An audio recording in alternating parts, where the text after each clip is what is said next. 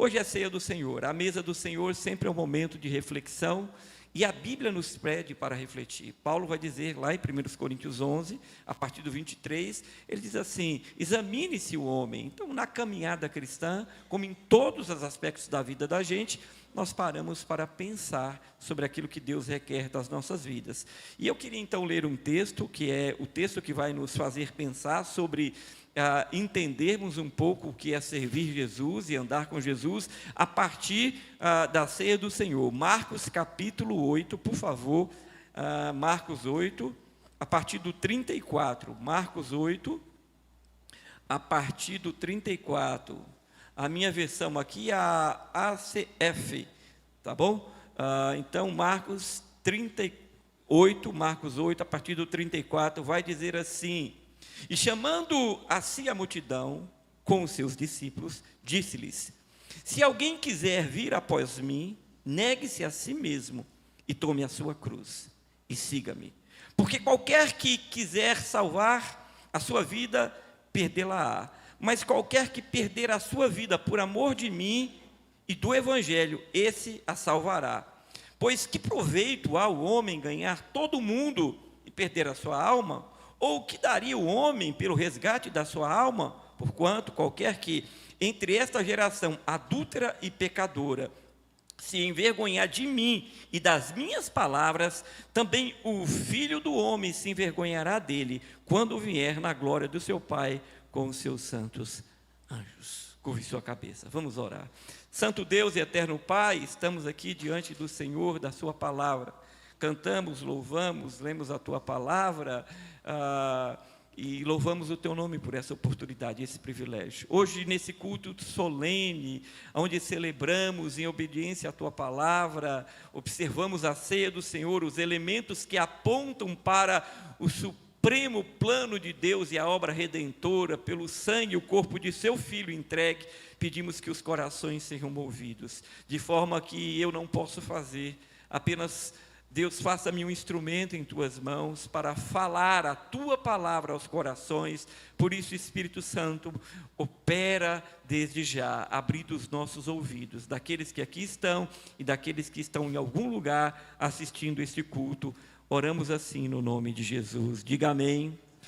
Meu objetivo nessa noite é, em 3 pontos, apresentar aqui verdades e trazer uma reflexão à igreja do Senhor diante dessa mesa, daqueles que já servem a Jesus e daqueles que talvez não tenham tomado essa decisão ainda, em algum lugar, ouvindo essa transmissão, ou aqui dentro dessa igreja, talvez você tenha sido convidado, da seriedade, da importância de seguir a Jesus e de o que o texto sagrado lido quer nos mostrar e nos ensinar. Então eu quero falar nessa noite do custo e da glória de servir a Deus, porque tem um custo para servir a Deus, mas é glorioso também servir a Deus nesses tempos que vivemos em dias, meus irmãos, como o texto sagrado mostra aí, de uma sociedade que está sendo incentivada todo o tempo ao egoísmo e à autopreservação. Na verdade, é isso que tem sido ensinado a essa geração, a algumas gerações, o egoísmo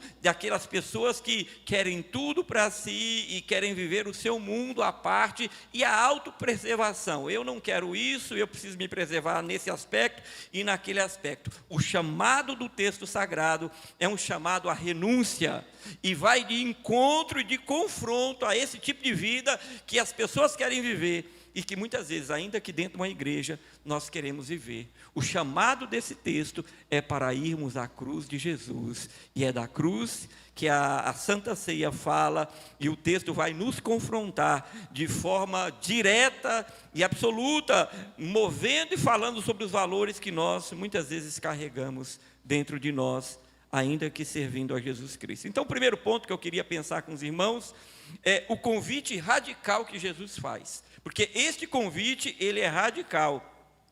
É conhecer o desafio de quem deseja andar com Jesus. E eu sei que aqui tem, a grande maioria um dia aceitou esse desafio de andar com Jesus.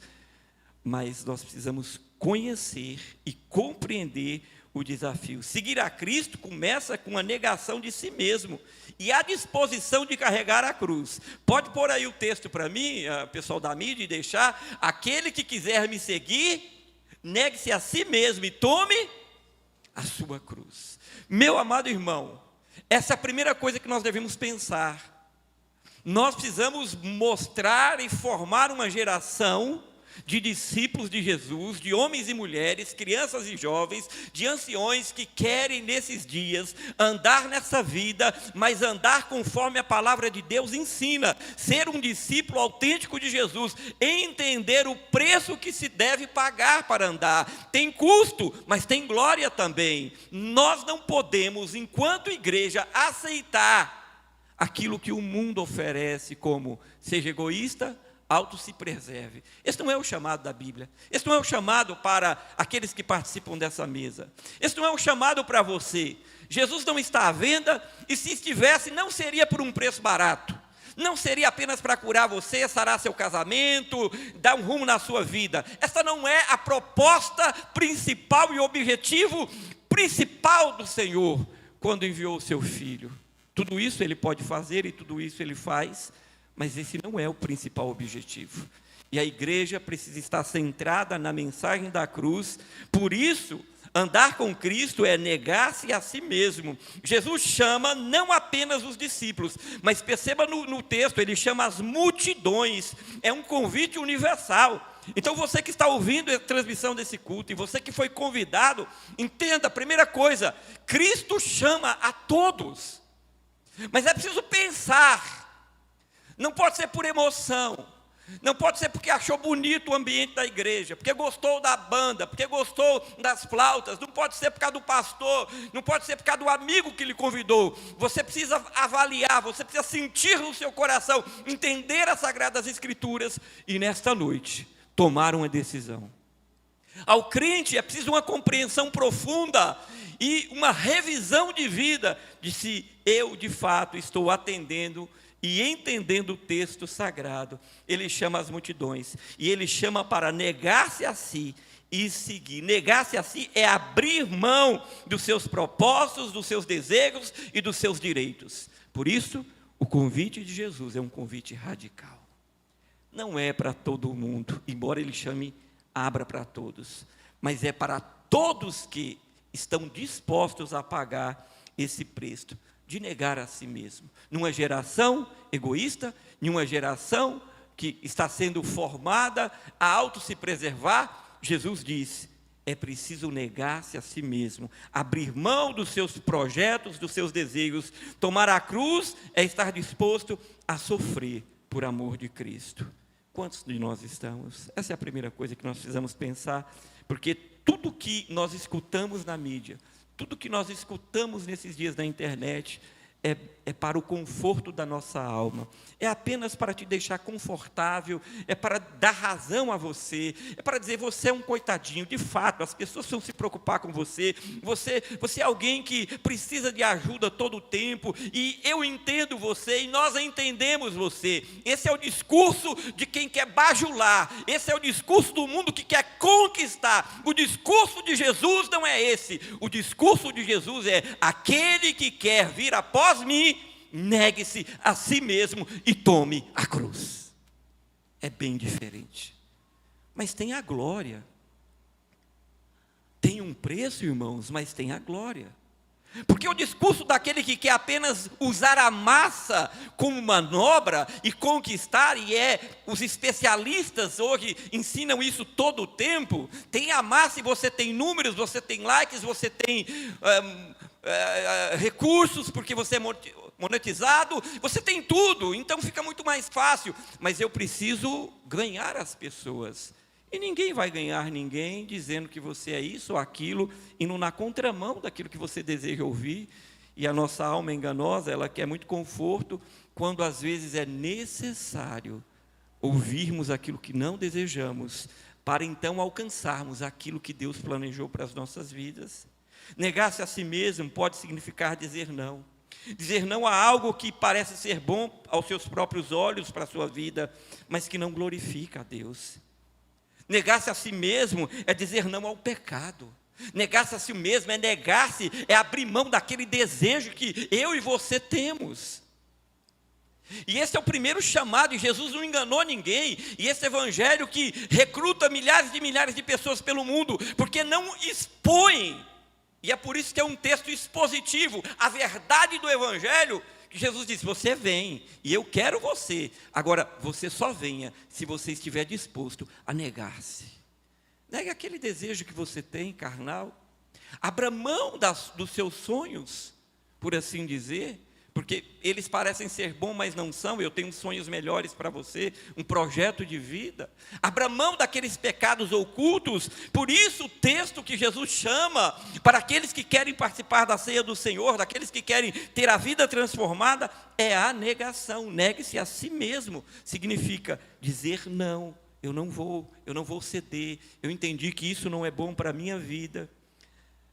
Eu quero abrir mão do pecado, das ambições egoístas. Romanos capítulo 6, verso 6, pode ser projetado aí para mim, vai explicar um pouco sobre isso, meus irmãos. Deus tem um plano maravilhoso para a vida da gente, mas antes da promessa vem o custo que precisamos pagar, sabendo isso, que o vosso homem velho foi crucificado, para que o corpo do pecado seja desfeito, para que não servamos mais ao pecado. Aquele que decide andar com o Senhor, e aquele que já anda com o Senhor, precisa todos os dias avaliar-se, dizer: Deus, eu tenho negado a mim mesmo. Me ensinaram que sempre eu, e em segundo eu, e em terceiro lugar sou eu. E em quarto lugar, se tiver, sou eu de novo. A vida não é assim. A vida não funciona assim. As coisas não são assim. Isso não leva ninguém ao crescimento. Isso não forma um homem ou uma mulher. Isso não leva aos céus. A vida cristã é muito mais que isso. A vida cristã tem um custo. E o custo é: Deus nos chama na cruz, representada aqui através da obra redentora, para a negação. Negar-se a si mesmo é tomar o sim de Deus, o caminho do Senhor, e glorificar a Ele como Senhor e Salvador. Vocês imaginem um viajante que precisa atravessar uma ponte muito estreita, e ele está carregado de coisas, porque os homens são acumulativos. É como a América, né? Quando conhece e se fala da América, vocês lembram que em filmes vocês percebem que nas casas dos Estados Unidos há sempre uma garagem anexa. Na verdade, quase você não vê carro, porque os carros ficam na frente das casas. Mas nessas garagens, quando os americanos abrem, pelo menos sempre foi assim historicamente, é cheio de coisa. Eles têm tudo, eles saem comprando e juntando coisas que talvez nunca vão usar, mas eles gostam disso. Digo isso para dizer que vão acumulando os seus sonhos e vão comprando os seus desejos, mas na hora que você encontra com Jesus, Ele diz: você quer vir após mim? Então negue-se, abra mão. Então o viajante está caminhando num percurso e chega na hora de atravessar para o outro lado, que é o lado esperado e tão bonito, e ele não consegue porque há muito peso, a ponte é muito estreita, não vai aguentar, e ele ou decide passar, abrindo mão de tudo que tem, ou não passa. Seria mais ou menos isso. E a pergunta que vai é: você que está nos ouvindo hoje, você que veio aqui, e você que já é crente, você tem todos os dias diante de Deus, jogado fora, feito uma avaliação nesse monte de mochilas que carregamos, e Senhor, eu quero abrir mão, ou você não abre mão da mochila? Lembro daquela figura, faz muito tempo que eu não vejo, mas era muito comum na internet, um macaquinho que coloca a mão para pegar alguma coisa dentro de uma bola, de um coco, de alguma coisa assim, mas para trazer consigo, tirar a mão, ele precisa abrir mão do que está lá, mas ele não tira a mão porque ele não abre mão do que ele pegou. Então, está ali, ele não vai conseguir se libertar. É mais ou menos isso. Quem carrega a cruz de Cristo jamais vai caminhar sozinho, mas ou é Cristo, ou são esses desejos, essa vontade própria, porque Ele não quer ser apenas Salvador, Ele também é Senhor. Ele não quer que a gente ande conforme o mundo anda. João vai dizer: não ame o mundo, não ande como o mundo, não deseje como o mundo, não veja como o mundo. Eu estou parafraseando João. Nós precisamos, como igreja, ser diferentes. Ser crente está na moda, eu sei, mas ser discípulo de Jesus passa pela reflexão do chamado desse texto. Aquele que quer vir após mim, negue-se a si mesmo. Esse é o primeiro ponto da nossa reflexão. E hoje é um momento de exame. Quantas mochilas eu tenho carregado e não abro mão? Eu queria que você fizesse, na sua reflexão, e isso é muito bom, é sobre os resultados da sua vida. É simples, a conta é simples, irmãos. Eu quero a bênção de Deus, só que eu não quero abrir mão do meu jeito de ser. Então, deixa eu te dizer como funciona a Bíblia. Ou você quer a bênção de Deus, ou você quer viver do seu jeito. Eu vou repetir. Ou você quer as promessas de Deus se cumprindo em sua vida, ou você quer viver do seu jeito e mandar na sua vida. As duas coisas não são compatíveis. Ou você abre mão das mochilas, dos desejos e do jeito que você quer viver, ou te ensinar a viver, ou do jeito que o mundo diz que nós devemos viver, ou você quer a graça e a vitória da cruz. Por isso, nessa noite, o chamado de Deus é: negue-se a si mesmo, aquele que quiser vir após mim. A segunda coisa que eu queria ver está no verso 35 ao 37, voltando ao texto principal. Conheça as necessidades, da renúncia. Nós precisamos conhecer. Perder a vida por amor de Cristo é o caminho para encontrar a vida. É um paradoxo aqui, mas é a verdade do Evangelho que vai na contramão daquilo que o mundo ensina. Preserve sua vida, seja egoísta, suas coisas, sua vida. É assim que o mundo tem caminhado. Eu fico pensando que os desejos da vida da gente, está todo mundo falando em coisas pequenas, assim: não quero mais uma casa grande, não, eu só quero uma casa para mim, para minha esposa, uma coisa assim pequena, porque as pessoas não pensam mais na família, Jetro, as pessoas não pensam mais nos pais, as pessoas não pensam mais em receber os amigos, mas isso é um resultado de uma avalanche, de um mundo que tem ensinado um conceito egoístico de autopreservação. Não é uma questão de ter um lugar pequeno, mas, meu Deus do céu, e onde estão os amigos? E cadê a família? Quer dizer que eu não posso receber porque quem mora num... É loft, que chama? Não é? Aquele lugar pequenininho, um ambiente só, não é? Bem bonito, legal, né? Ele falou: eu queria viver com você num desse, no futuro. Aí eu falei para ela: eu topo, desde que eu consiga construir atrás, mesmo que seja escondido. Pensei que era ela, já ia me dar uma bronca aqui. Mais alguns cômodos, porque é impossível você querer viver, então não tem neto, então não tem os filhos, então não tem os amigos. Como é isso? Isso vai na contramão da comunidade, de ser corpo, de ser uma árvore do edifício. E o mundo tem caminhado nisso, todo mundo querendo se isolar, ninguém recebe mais ninguém em casa. A gente vive isso. O mundo nos ensina isso. Eu vou voltar a dizer para ensinar essa geração sobre filhos. A gente brinca, e eu às vezes brinco, mas é mais sério do que uma brincadeira. As pessoas não querem. Eu falei da autopreservação no começo. Esse é o conceito. O egoísmo e a autopreservação. Dentro desses dois conceitos tem uma série de coisas que poderíamos discutir. As pessoas não querem mais ter filhos. Por que elas não querem mais? É pelo egoísmo. Com raras exceções. Eu não quero ter despesa. Eu quero ser livre para passear. Eu quero ser livre para fazer o que eu quero. Criança dá trabalho. Criança chateia. Criança adoece. Criança dá despesa. Meu pet, eu só chego, ele está alegre. Não me reclama de nada. Me consola quando eu estou triste, ele pula. É maravilhoso ter um pet. Mas o pet não é uma família. Mas o pet não vai cuidar de você no futuro. O pet não vai lhe defender numa situação séria.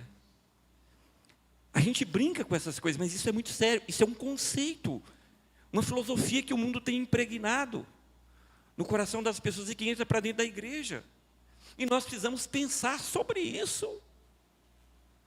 O paradoxo de ganhar e de perder aqui Jesus vai dizer isso, Jesus apresenta a verdade, mesmo que seja um paradoxo. Salvar a vida no presente século significa perdê-la eternamente, e perder a vida agora e aqui, por amor a Cristo, garante a salvação eterna. Mas eu estou falando de você morrer, eu estou falando de você abrir mão da filosofia que lhe ensinaram e que o mundo dita que você deve viver, que não constrói nada na sua vida. Meu irmão, escute o que eu vou te dizer, é mero engano. O mundo é do maligno, o mundo engana. Tudo que o mundo faz não é pensando em você, ele usa você, ele não ama você. Jesus Cristo ama você e deu a vida do seu filho para salvar você. Então, quando a gente fala em perder, choca, mas o chamado de Cristo é radical. É para perder, é para chocar. Ou seja, é para quem está disposto mesmo a ter uma mudança radical de vida. Não é uma igreja cheia de gente acomodada, é uma igreja cheia de gente que decidiu conscientemente mudar a forma de viver e não andar conforme o rumo deste mundo. Conferências do ano passado, desconforme-se, não ande conforme eles falam, não concorde, não tem que concordar, não tem que viver, não tem que ser assim. Eu não tenho que ser desse lado ou desse lado, eu tenho que ser de Cristo. Eu não tenho que obedecer essas ditaduras, não tenho, simplesmente não tenho. O chamado de Deus é exatamente esse, para servirmos a Ele, abrirmos mão, perdermos aqui e agora, para alcançarmos a vida eterna. João 10:10 vai narrar precisamente qual é o plano do mundo e do seu daquele que é o espírito do mundo, que é Satanás. O ladrão, a figura ali daquele pastor, do mercenário, é a figura do plano do maligno. O ladrão não vem senão para roubar, matar e destruir. Mas Jesus quer dizer para você uma frase bonita e verdadeira. Ele disse: eu vim para que tenham vida e vida em abundância. A vida que Jesus promete não é apenas uma experiência terrena, mas uma vida eterna. Ganhar o mundo e perder a alma é o pior negócio que tem. Meu querido ouvinte, em algum lugar, você, meu irmão que entrou aqui, entenda, Deus ama você. Eu digo uma coisa que eu ouvi há muitos anos atrás. Satanás, ele pega a laranja, e digamos que os homens sejam a laranja, e ela é bonita, e ele vai usando enquanto ela tem suco, e ele depois fica só o bagaço. Quando tem só o bagaço, ele joga fora. Não tem amor naquilo ali, só quer usar, o sistema só quer usar.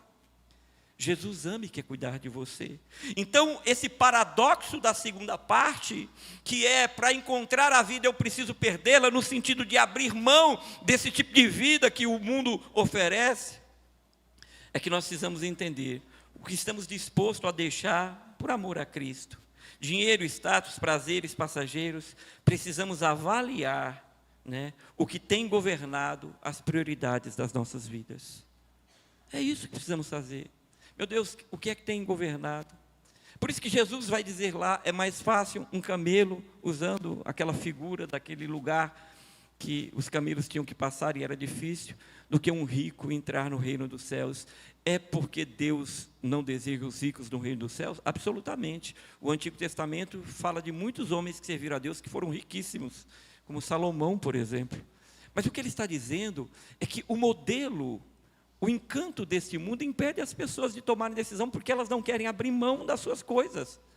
E andar atrás de Jesus e servir a Jesus, o primeiro, não sou eu que estou dizendo isso, o próprio Deus diz: aquele que quiser seguir após mim, negue-se a si mesmo e tome a sua cruz. Um missionário, uma vez entrando selva adentro, servindo ao Senhor numa tribo completamente isolada do mundo, um amigo perguntou a ele: por que você abriu mão de tudo que tinha para viver no meio daqueles doidos, daquele povo, que ele nem chamou de povo? Ele disse: eu fiz isso porque eu perdi a minha vida para ganhar a vida do Senhor e servir a Ele. naquele lugar. Nós precisamos avaliar o quanto estamos servindo a Deus, porque estamos abrindo mão daquilo que são nossa forma de governar a nossa própria vida. E a pergunta que vai a você é: quem pode lhe oferecer a vida eterna, a eternidade, senão o Senhor? Na verdade, o chamado de Cristo não é exatamente que Ele fez esse planeta, fez tão perfeito, o homem vem danificando, e danificou um dia com o pecado original, mas a gente pode desfrutar de forma como o Senhor quer que a gente faça, a gente pode usar, a gente pode desfrutar desta terra, mas o principal é a eternidade. Os encantos dessa terra não trazem nada a nós. E por fim, e em terceiro nesse texto, a honra e a vergonha de andar com Jesus Cristo. Ele vai falar isso aí no texto, pode colocar aí: não se envergonhe de Cristo, né? O posicionamento diante de Cristo hoje determinará o nosso destino eterno. Então você que me ouve, aqui ou em algum lugar, através da internet, negar a Cristo hoje, fugir dele hoje, é negá-lo. E negá-lo, haverá uma consequência. Tudo na vida tem consequência. As escolhas podem ser feitas, mas haverá uma consequência. O texto vai dizer que aquele que negar ao Senhor, também ele o negará diante do Pai, diante dos seus anjos. Não haverá outra alternativa. Jesus declara que aqueles que se envergonharem dele serão rejeitados quando ele voltar em sua glória. Deus está te dando oportunidade. Deus está dando àqueles que vivem com o Senhor, mas que ainda estão lutando e brigando por aquilo que não querem abrir mão. Deus vai cobrar. Nós precisamos entender isso. A mesa do Senhor é algo muito sério, e essa caminhada gloriosa que Cristo nos chama é algo sublime, porque tem uma promessa, se tem um preço a ser pago, uma glória a ser conquistada. O preço é: largue mão, porque Deus sabe o que é melhor para a sua vida. Há uma cantora evangélica que fez uma música que diz: Deus sabe o que é melhor para mim, uma música bem bonitinha. Deus sabe o que é melhor para mim, Deus sabe o que é melhor para você, então abra mão, porque você acha que é o melhor, mas não é o melhor, é o melhor de Deus, e o melhor de Deus não está por vir, como alguém escreveu uma letra que a gente gosta de cantar. O melhor de Deus já veio, o melhor de Deus é Jesus Cristo. O melhor de Deus vai voltar, mas ele já veio, ele já aconteceu. Jesus declara então que aqueles que se envergonharem também, ele os negará. Vergonhar-se de Cristo é uma coisa terrível, porque vai te tirar da eternidade. É recusar ser testemunha dele. É não dizer na faculdade: eu sou crente. É não dizer no colégio: eu sou crente. É não dizer para o vizinho: eu sou crente. É não dizer no supermercado: eu sou crente, eu sou crente, eu sou crente, graças a Deus. Eu sou crente. Antigamente era protestante, era uma palavra mais bonita. Precisava voltar para esses dias. Eu sou protestante. Por quê? Porque eu protesto contra tudo e todos que se levantam contra os princípios da palavra de Deus. Por isso eu sou protestante. O texto sagrado nos chama a isso, meus irmãos. A não negarmos ao Senhor, a colocarmos diante de nós. Pense comigo, um soldado que está defendendo a bandeira do Brasil e chega na hora da guerra por alguma situação, ou você se declara ou você morre, e ele esconde a Bíblia, ou a bandeira, negando a sua pátria para não morrer pelo inimigo. Ora, que tipo de soldado é esse? Esconder a Bíblia, negar o que é, não declarar. O chamado de Jesus é direto, objetivo. Precisamos ser firmes, corajosos, declarar a nossa fé em um mundo que rejeita os valores de Deus. Romanos 1,16, põe aí para mim, Romanos 1,16. Este mundo rejeita, esse mundo não gosta do Cristo que está em você, porque não me envergonhe do Evangelho. Paulo, quando começa no primeiro capítulo a escrever a esse povo, ele diz: porque eu não me envergonho do Evangelho. Porque o Evangelho é Cristo, e é o poder de Deus para a salvação. E Ele vai dizer de todos, aqueles que creem, de judeus, de gregos, de todos. Princípio de seguir a Cristo, negar-se, ser forte, corajoso, né? A si mesmo, e de não se envergonhar do Evangelho. Eu não me envergonho do Evangelho. Eu sou um soldado que vou à frente, levando a bandeira da minha nação. Quem não se envergonhar de Cristo, hoje será honrado no grande dia, na eternidade. Que Deus seja bendito por isso. Que a igreja possa entender, que você que veio aqui nessa noite, que você que nos assiste, que você que já é cristão, entenda o valor e a importância desta vida com o Senhor. Mas o resultado é que Deus sabe tudo o que é melhor para nós, e que Ele vai nos conduzir nesse caminho, e que a partir dessa vida aqui nós vamos entrar em uma muito melhor, que é a eternidade, junto a Ele e com Ele. Isso não é pouca coisa, isso é o melhor de Deus. Esse é o melhor de Deus em Jesus. Que Deus aplique essa palavra no coração dessa igreja. Eu queria chamar, por favor, os músicos que tomem os seus lugares. Voltando ao texto principal, e chamou as multidões e os discípulos e disse: se alguém quiser vir após mim, negue-se a si mesmo, tome a cruz e siga-me. No contexto do texto escrito, havia uma cultura de vergonha e de fracasso quanto à cruz. Morrer numa cruz era vergonhoso, era ser marginal, era ser fraco. Então, muitas pessoas negam a cruz pelo mesmo conceito, travestido de outra roupa, porque é ser careta, é abrir mão de beber, é abrir mão de farrear, é abrir mão de trair, de ser infiel, de falar aqui e acolá uma mentirinha que não vai fazer mal para ninguém. Essas coisas que vêm sutilmente. Servir a Cristo não é isso. As palavras de Jesus são precisas e duras, mas também carregam graça, misericórdia e o caminho para a eternidade. Quer vir após mim? Negue-se, pegue a vergonha da cruz e siga-me. Não me negue. Essa é a reflexão desta noite.